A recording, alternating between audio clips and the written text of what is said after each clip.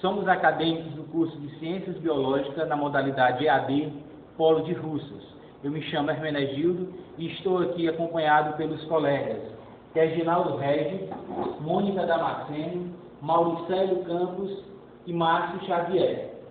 Falaremos na aula de hoje sobre o sistema da respiração humana. A respiração humana é fundamental para a vida, sendo ela responsável pela troca dos gases oxigênio e gás carbônico, do organismo com o meio ambiente. A sua principal função é promover a troca contínua entre o ar inspirado e o sangue da circulação pulmonar, fornecendo o oxigênio ao sangue e removendo deste o dióxido de carbono produzido com o metabolismo dos tecidos e dos órgãos do corpo humano. No entanto, para receber esse oxigênio que está presente na atmosfera e eliminar o dióxido de carbono nos seres humanos, precisamos de todos os órgãos presentes do sistema respiratório para fazer essa troca gasosa, que são eles os órgãos responsáveis por esse processo: as fossas nasais, faringe, laringe, tranqueia, brônquios, alvéolos pulmonares. Se divide em três ligações: faringe inferior, faringe médio e faringe superior. A função da faringe é a circulação de alimentos e ar. Ao respirarmos o ar, entra nas fossas nasais ou pelo orifício do nariz e da boca, passando pela laringe, encaminhando-se para a traqueia e pelos brônquios, até chegar nos pulmões.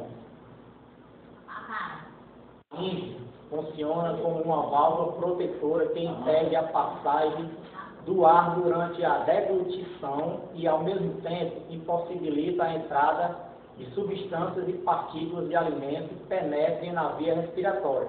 Outra funcionalidade é a produção de som, ou seja, a voz.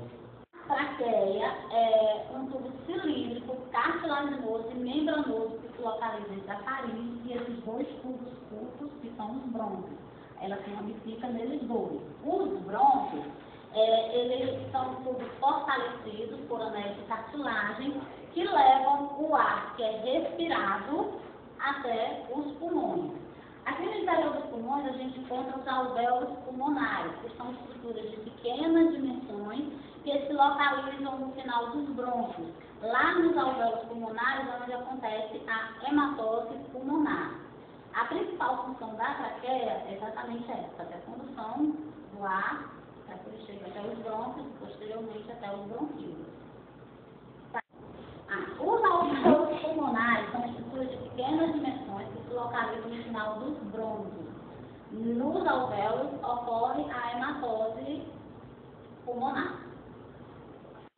São dois órgãos de forma piramidal, de consistência esponjosa, medindo aproximadamente 25 centímetros cada um deles.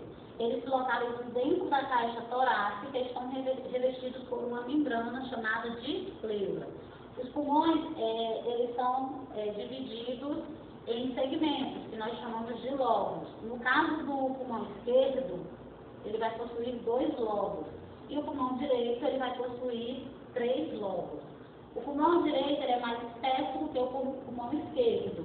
E eles dois são apoiados sobre o diafragma, que é uma estrutura músculo-membranosa que também participa do processo de respiração junto com as costelas. Transporte dos gases respiratórios. O oxigênio é transportado pela hemoglobina, uma metalproteína constituída de ferro que está presente nas hemácias dos glóbulos vermelhos. O oxigênio, dentro dos alvéolos pulmonares, difunde-se até aos capilares sanguíneos, penetrando nas hemácias, onde se liga com a hemoglobina, sendo o gás carbônico jogado para fora.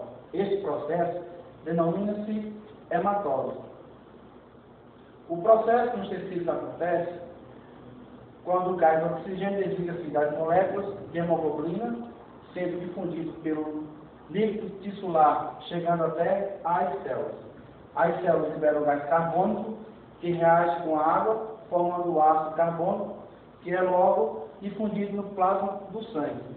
E aqui um gráfico demonstrativo de como é esse percurso dos gases no nosso organismo. do sistema respiratório. O processo de respiração é dividido em dois movimentos, inspiração e expiração. Na inspiração, ela acontece através da contração do diafragma e dos músculos intercostais. Na expiração, promove a entrada de ar dentro do organismo. O ar expirado contém cerca de 20% de oxigênio e apenas 0,04% de gás carbônico. Na expiração, ela acontece através do relaxamento do diafragma e dos músculos intercostais. A expiração promove a saída do ar dos pulmões.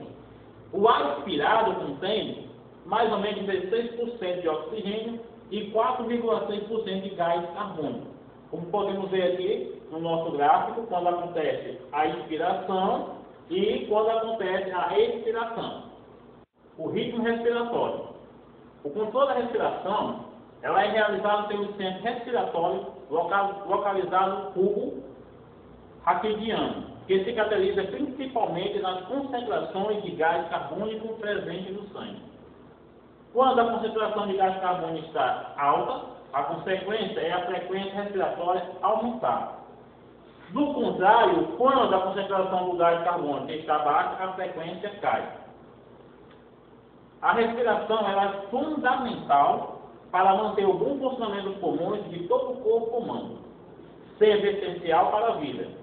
A respiração correta gera uma série de benefícios ao organismo, onde produz pressões no ventre, que atuam de forma eficiente e direta, melhorando a digestão.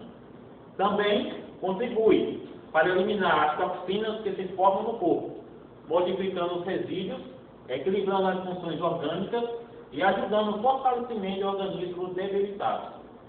Estudos relatam que tornar a respiração mais lenta e profunda ajuda a acalmar e relaxar o organismo, diminuindo as batidas do coração. Além disso, a respiração correta ajuda a melhorar a elasticidade dos pulmões, mantendo um bom equilíbrio entre os gases no corpo.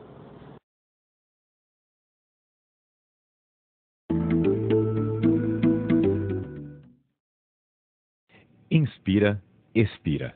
Inspira, expira. Entra o ar, sai o ar. É assim o tempo todo. Você pode estar na escola, correndo, comendo, vendo TV, dormindo, não importa. Lá está você, inspirando, expirando, puxando o ar, mandando o ar embora. Mas por que a gente respira? Porque somos formados por células, milhões de células, e cada uma precisa de um pouco de ar. Tem que ter ar para todas. E quando a gente faz um exercício físico, como dançar ou jogar futebol, as células precisam de mais ar. Por isso, a gente respira mais depressa e o nosso coração bate mais forte. Mais ar, mais ar. A respiração é a função mediante a qual as células vivas do corpo tomam oxigênio e eliminam dióxido de carbono. É um intercâmbio gasoso entre o ar da atmosfera e o organismo.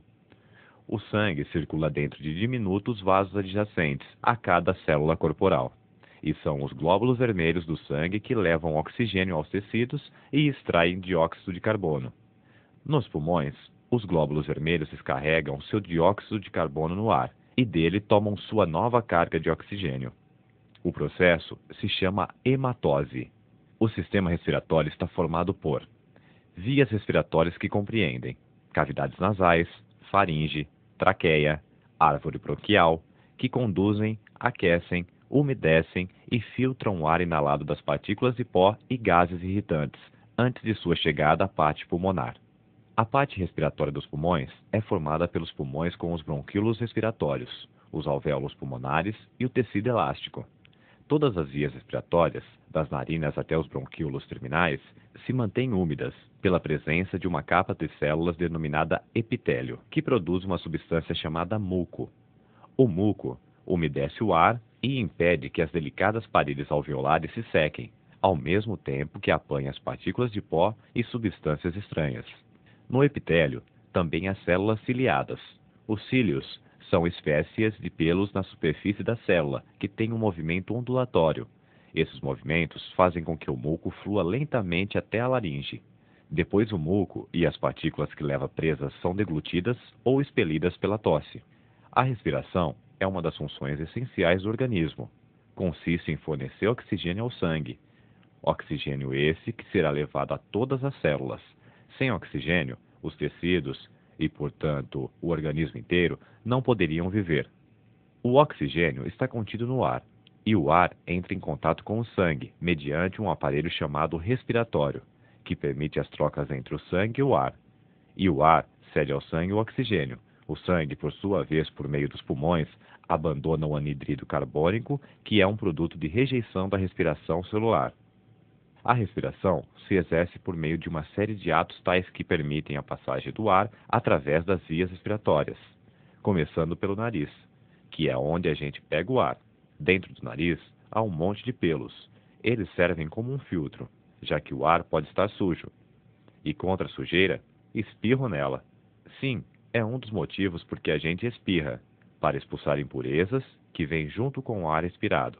A sujeira vai sair a mais de 160 km por hora. O ar pode entrar pela boca também, mas nesse caso não é filtrado. É por isso que dizem, em boca fechada, não entra mosquito.